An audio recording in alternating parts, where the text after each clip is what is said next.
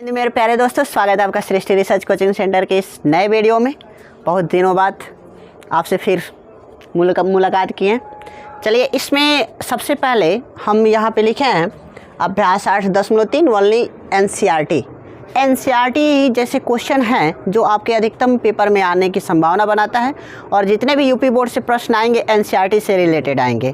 इसलिए हम सबसे पहले चैप्टर को कवर करवा दे रहे हैं कि एनसीईआरटी में चैप्टर को कैसे कवर किया जाएगा। क्योंकि चैप्टर अगर कवर रह रहा है तो आसानी से क्वेश्चन बैंक भी आप हल कर पाएंगे और अनसॉल्व भी आसानी से हल कर पाएंगे। इसलिए हम चैप्टर वाइज पहले ट्रिग्नोमेट्री को अनसॉल्व करवा दे रहे हैं, यानी कि चैप्टर वाइज सॉल्व करवा दे रहे हैं। उसके बाद से जो बचा रहेगा उसके आगे सॉल्व करवा देंगे। तो इसी के तहत पहला क्वेश्चन दिया है। इसमें देखिएगा, क्वेश्चन को समझने से पहले इसमें देखिएगा टोटल डिग्री में दिया है, अर्थात साइन 60 अंश, कॉस 30 अंश, साइन 30 अंश और कॉस 60 अंश। उसी तरह से इसमें देखिएगा टोटल डिग्री में दिया हुआ है, और जहाँ पे डिग्री में दिया रहेगा वहाँ पे सबसे पहले हमको मानों को याद करना पड़ेगा कि साइन 30 अंश का मान कितना होता है, 0 अंश का मान क्या होता है, 45 अंश का मान कितना होता है, 15 अंश का मान कितना होता है। अलग अलग करके मान याद करना पड़ेगा। इसलिए यदि आप नहीं भी याद किए हैं तो आई रिक्वेस्ट यू प्लीज़ आप जाके एक बार याद कर लीजिएगा, और न हो तो कमेंट कर दीजिएगा। हम उसके लिए स्पेशल एक वीडियो बना देंगे कि कैसे याद करें, ठीक है ना। फिलहाल में पहले इस चैप्टर में हम एक्सरसाइज को सॉल्व करवाएंगे। उसके बाद से तो अगर आपका कमेंट आ गया तो हम डिग्री को आसानी से याद करवा देंगे। इसमें पहला क्वेश्चन है कि साइन 60 अंश, पहला क्वेश्चन है साइन 60 अंश इंटू कॉस 30 अंश प्लस साइन 30 अंश इंटू कॉस 60 अंश। इसी के मान को हमको हल करना है। तो दिए गए मान को हल करने के लिए पहले यहाँ पे हल लिख दीजिएगा। उसके बाद से बस इसका मान पूछ रहा है कि कितना होगा।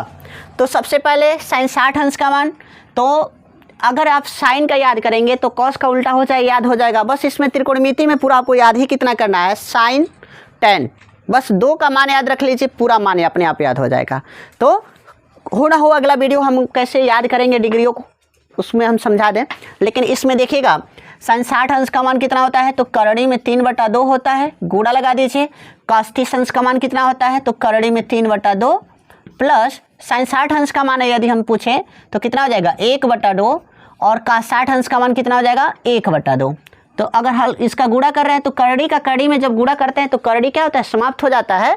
तो सिर्फ क्या बचेगा 3/2 दूना 4 हो जाएगा, प्लस 1 कितना हो जाएगा 4 हो जाएगा। दोनों को अगर ऐड कर दें तो कितना मिल जाएगा, दोनों को ऐड करने के बाद से मिल जाएगा 4/4, अर्थात 4 से 4 काट देंगे तो इसका आंसर कितना हो जाएगा 1 हो जाएगा। दैट इज आंसर हो जाएगा। यही आपका क्या हो जाएगा, आंसर हो जाएगा। जो कि पेपर में आपके कितने नंबर के प्रश्न आएगा, 1 नंबर का। अधिकतम बनाएगा तो कितने नंबर का बनाएगा, 1 नंबर का ही प्रश्न बनाएगा, ठीक है। उसी तरह से दूसरा क्वेश्चन क्या कह रहा है, दूसरा क्वेश्चन है कि 2tan 45 अंश, 2tan 45 अंश प्लस कॉस स्क्वायर 30 अंश माइनस साइन स्क्वायर 30 अंश। ये क्वेश्चन है। यदि हम इसको हल करना शुरू करें तो कितना देखने को मिलेगा, 2tan 45 अंश। tan 45 अंश का मान कितना होता है, 1 होता है।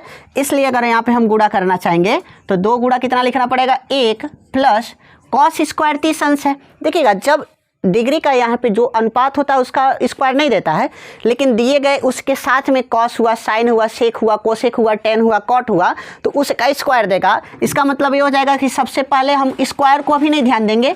सबसे पहले हमको ध्यान क्या देना है, कॉस को ध्यान देना है कि कॉस, इधर के साथ चले जाना, कॉस 30 अंश का मान कितना होता है, तो कॉस 30 अंश का मान यदि हम मान रखें तो कितना मिल जाएगा, कॉस 30 अंश का मान होता है करड़ी में 3/2। अब कॉस का स्क्वायर है तो दिए गए मान का भी क्या कर देंगे, स्क्वायर कर देंगे, ठीक है ना। उसी तरह से माइनस साइन स्क्वायर 60 अंश दे रहा है तो क्या हो जाएगा, करड़ी में 3/2 का होल स्क्वायर हो जाएगा। समझ रहे हैं, यही क्वेश्चन हो जाएगा। तो क्या लिख सकते हैं, 2 प्लस इसका वर्ग करेंगे तो 3/4 हो जाएगा, माइनस इसका वर्ग करेंगे तो 3 कितना हो जाएगा 4 हो जाएगा। क्योंकि साइन 60 अंश का साइन 30 अंश का मान 1/2 होता है। साइन 30 अंश का मान कितना होता है, 1/2 होता है। तो 1/2 अगर इसका वर्ग करें तो कितना हो जाएगा 4 हो जाएगा। समझ रहे हैं। तो देखिएगा दिया गया मान क्या है, इसका अगर वर्ग कर रहे हैं तो कड़ी खत्म हो जाएगा, तो क्या बचेगा 3/4 हो जाएगा, क्योंकि 2 का वर्ग 4 होता है। उसी तरह से 37 अंश का मान कितना होता है, 1/2 होता है, तो 1/2 रखेंगे तो 1/2 का होल स्क्वायर करेंगे तो 1/4 हो जाएगा। दोनों का हर क्या दिखाई दे रहा है, समान दिखाई दे रहा है। तो इसमें से इसको क्या कर देंगे, घटा देंगे। तो 2 + 3 में से 2 बचेगा, तो 2/4 हो जाएगा। काट देंगे तो कितना मिल जाएगा, 2 × 2 = 2, 2 दूनी 4, तो ये 2 + 1/2 हो जाएगा। जब इनको हल करेंगे तो 2 दूनी 4, 1 5, इसका आंसर कितना हो जाएगा, 5/2 हो जाएगा। That is answer. इसको लिख लीजिएगा। ये पेपर में कितने नंबर का आएगा, तो 1 नंबर का आएगा। प्रश्न यहाँ पे आपको तीसरा क्वेश्चन दिखाई दे रहा है कि cos 45 अंश बटा sec 30 अंश sec 30 अंश प्लस cosec 30 अंश अलग अलग मान रख रहे हैं। तो क्या होगा, cos 45 अंश का मान कितना होता है, 1/2 होता है पूरा का बटा। sec 30 अंश का मान कितना हो जाएगा, तो 2/3 होता है। ठीक है। उसी तरह से कोसेक का अगर हम बात करें तो कोसेक का उल्टा हम बताएं साइन होता है। तो साइन 30 अंश का मान 1/2 होता है, तो कोसेक 30 अंश का मान कितना हो जाएगा, सिर्फ 2 हो जाएगा। तो प्लस यहाँ पे क्या रख सकते हैं, 2 रख सकते हैं। ठीक है।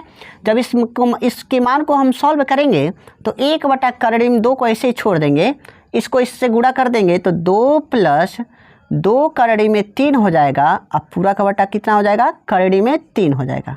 समझ रहे हैं। तो यदि हम मान को अलग अलग हल करना चाहें तो 1/2 गुणा जो नीचे से ऊपर भेजते हैं, तो जो हर होता है वो अंश हो जाता है, जो अंश होता है वो हर हो जाता है। इसलिए हर है तो ऊपर जाएगा तो क्या काम कर देगा, अंश का काम कर देगा। और ये अंश है तो नीचे ही रह जाएगा, तो ये कितना बना देगा, हर का काम कर देगा। तो 2 + 2 कितना कर सकते हैं, 3 कर सकते हैं। समझ रहे हैं। इसको हम ऐसे हल कर देंगे यहाँ पे। तो इसमें 1 का गुणा करेंगे तो कितना मिल जाएगा, 3। अब पूरा का बटा 2 का जब इसमें मल्टीप्लिकेशन कर रहे हैं अर्थात गुणा करना चाह रहे हैं तो क्या मिल जाएगा, 2 का गुणा करेंगे तो 2 अब फिर से इसका गुणा करेंगे तो प्लस 2 कितना हो जाएगा, 6 हो जाएगा। समझ रहे हैं। क्योंकि कड़ी से कड़ी नहीं हटेगा, क्योंकि समान कड़ी होता है तब समान कड़ी का गुणा करते हैं तो कड़ी हट जाता है। तो द्वितीय कितना हो जाएगा, 6 हो जाएगा।